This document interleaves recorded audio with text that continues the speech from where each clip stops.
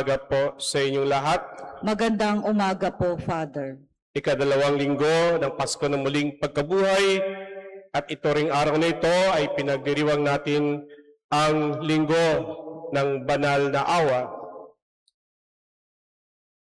Mga kapatid, narinig natin sa mga pagbasa kung gaano kahalaga para sa mga kaanib ng simbahang banal, ng katawang banal ng ating Panginoon Kristo, ang pagkaroon ng pagkabuklod dahil sa kanilang karanasan sa dakilang pagmamahal ng Diyos.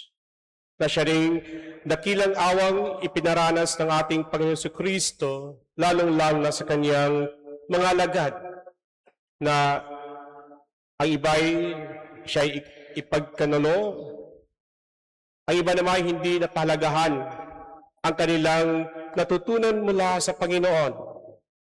Ang iba naman parang indifferent lamang sa mga pangyayari, ngunit alam natin na kahit ano pa ang kanilang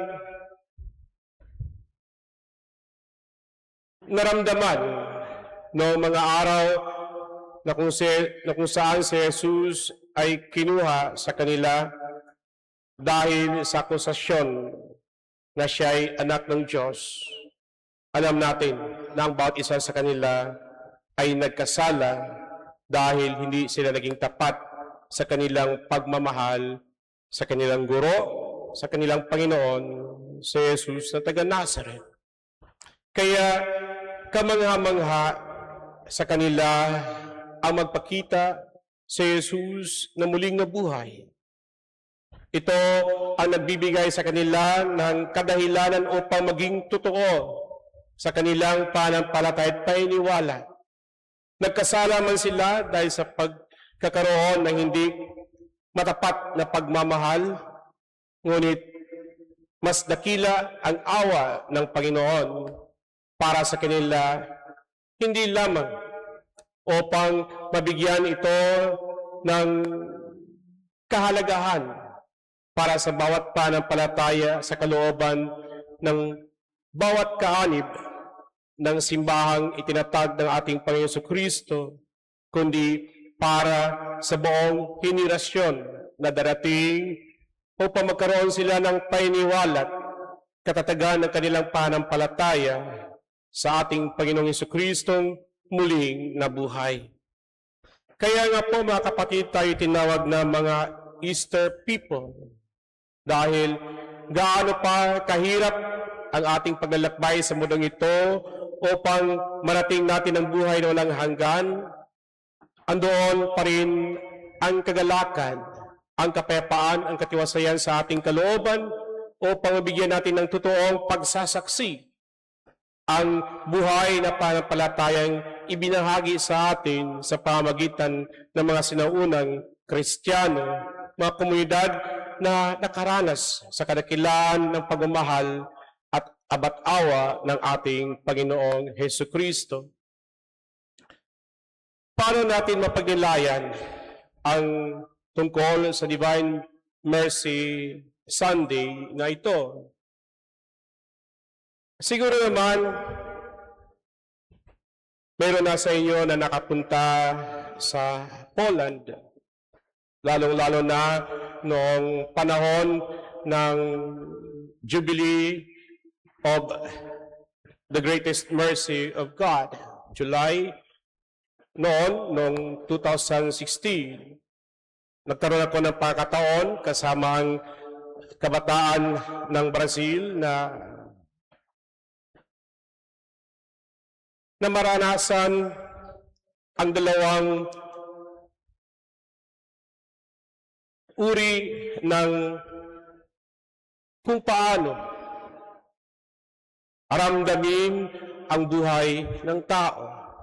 Una, ang concentration camp sa Auschwitz. Alam natin, nasa Poland ito. No? Auschwitz, Poland, the greatest concentration camp for the Jewish people. Doon, una naranasan kung gaano ka lalim ang galit ng tao laban sa kanyang kapwa. Na hindi mo maramdaman ang pag-ibig at pagmamahal sa kapwa-tao. Andoon ang poot at ang galit na hindi mo mawari kung bakit, anong dahilan.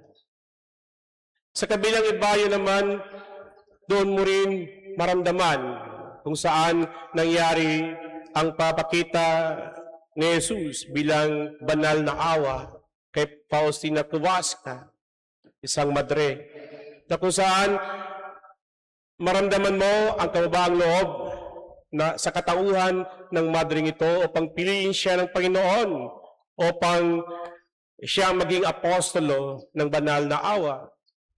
Hindi rin ganoon kadali sa kanya ang paghihirap, minsan ang pangungutya sa kanya dahil bakit? Siya ang pinili, hindi ako. Bakit sila ay nabigyan ito ng ganitong dakilang karanasan sa pagpapakita ng Panginoon bilang banal na awa at hindi ang ibang lungsod, hindi ang ibang nayon. Ngunit sa kadakilaan ng pagmamahal ng Diyos, alam niya kung sino at ano ang nasa kalooban ng isang tao. Kaya naramdaman ng mga tao sa Poland kung gaano sila kamahal ng Diyos. Kung paano ibinigay ng Panginoon ang lunas ng napakatinding galit sa istorya ng tao sa mundo.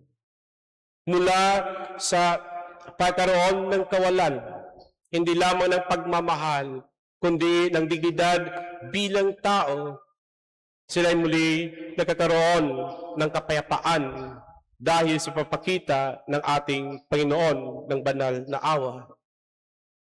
Kaya maramdaman ng bawat naglalakbay sa panahon ngayon sa Cracovia, lalong-lalo ng mga kabataan, ang kadakilaan ng pagmamahal ng Diyos sa bawat isa, na kung saan ipinaranas din ng ating Panginoon hindi lamang sa ibang disipulo at apostolo, kundi lalong-lalo na kay Tomas na hindi naniwala sa Panginoon, na siyang nagpakita noong siya'y wala.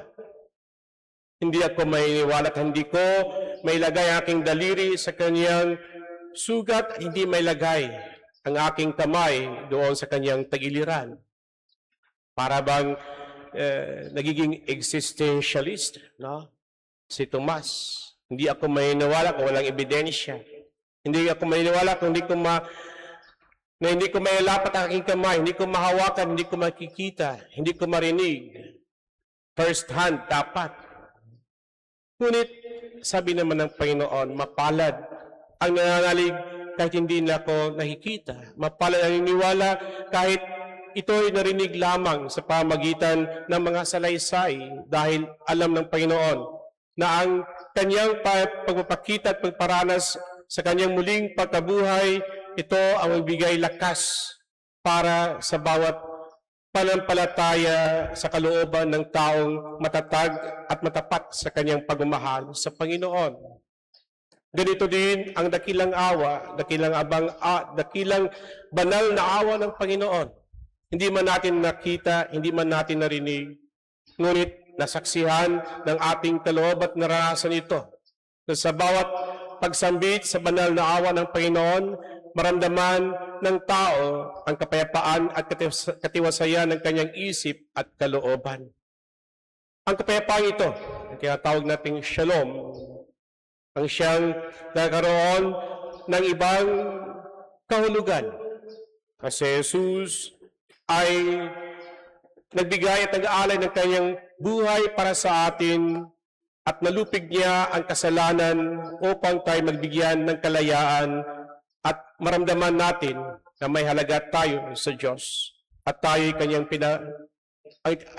kanyang minamahal dahil sa kanyang pinakamahal na anak na na nag-alay at nagbigay sa atin ng kaligtasan. Totoo mga kapatid, ang muling pagkabuhay ng ating Panginoon Kristo ang siyang susi upang magkaroon tayo ng buhay na walang hanggan. Amen.